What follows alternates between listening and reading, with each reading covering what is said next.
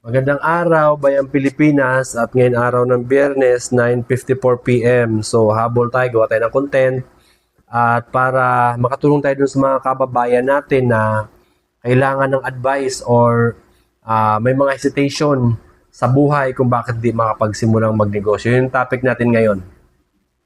Ano ba yung mga bumabagabag sa pag-iisip ng ating mga kababayan kaya hindi nakakapagsimulang magnegosyo?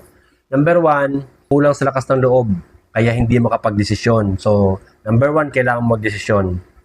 Number two, hindi alam yung negosyong sisimulan. So, kailangan aralin mo kung nagtatrabaho ka, aralin mo yung proseso ng trabaho mo at mas maganda ko yan din ang sisimulan mong negosyo. Number three, natatakot kasi baka malugi. So, hindi yan malulugi dahil unang-una, nagdesisyon ka na pasukin yung negosyo na yan. So, panghawakan mo yan, lalakasan mo loob mo, magiging magaling ka, mag-innovate ka, i-develop mo yung personality mo. So, paano malulugi yan? So, walang pagkakataon na malugi yan. So, kailangan mo lang talaga magdesisyon. Unang-una, magdesisyon ka, wag mo nang isipin na kung anong klaseng negosyo. Kasi lahat naman ng negosyo talaga, pag pinukusan mo, pag hands-on ka, aasenso ka eh. Mapapayaman mo yung negosyo mo. Importante lang naman dyan, hands-on ka. Ikaw talaga muna mag-ooperate niyan. Ikaw talaga muna yung tatao dyan. Excuse me. Wag mo muna ipawaya sa tao mo. So sa una, 2, 3 taon, kailangan ikaw muna ang nandyan sa negosyo mo na yan bilang isang nagsisimula. Mas maganda kung ikaw ang unang-unang papasok sa umaga, ikaw ang pinakahuling lalabas sa gabi para nakakabisado mo yung cycle na negosyo mo.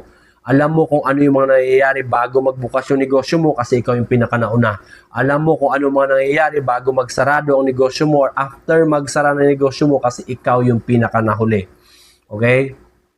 So, pangalawa, kailangan mo mag-innovate, kailangan mo matuto. Huwag mong katakutan na malugi yung negosyo mo dahil nag-innovate ka. Hindi malulugi yan. I-develop mo yung personality mo, aalamin mo kung ano yung mga proseso na dapat na i-apply mo sa negosyo mo para lalong umunlad. Huwag kang magpapaiwan o kung sakali man na may mga bago, i-adapt mo yon. Hindi pwedeng mapag-iwanan ka kung sakali man nagsimula ka na. Kailangan mong sumabay, kailangan mong mag-innovate. Kasi ang hindi nag-a-adapt, naiiwan.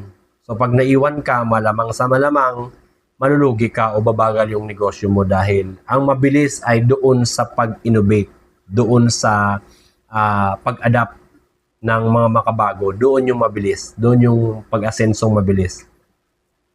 Pangatlo, kung alam mong namuhunan ka ng malaki, alagaan mo mabuti yan. So, ayun nga, nandun na lahat, nasa proseso naman na yan habang nagninegosyo ka, matuto ka doon sa proseso mo, alagaan mo yung negosyo mo, kailangan hands-on ka, at huwag mo ipapabaya sa mga tao mo. Oras na mapalago mo naman ang negosyo mo, maalwa na rin yung buhay mo. Pero bago lumago yan, kailangan mo talaga munang maghirap. Kung malagyan mo na siya ng sistema, kasi gano'n naman eh. Sa una hanggang 2, 3 taon, hindi mo ba malalagyan ng sistema yan. Dahil kinakabisado mo, kinakapa mo pa lang eh. After mo makapa yan, makakapaglagay ka ng sistema dyan, kahit iwan mo yung negosyo mo, out of town, out of the country ka, mabubuhay na yan dahil sa nailagay mo na yung sistema mo. Dahil napag-aralan mo na siya ng 3 taon eh, yung buong proseso ng negosyo mo, nandyan ka eh.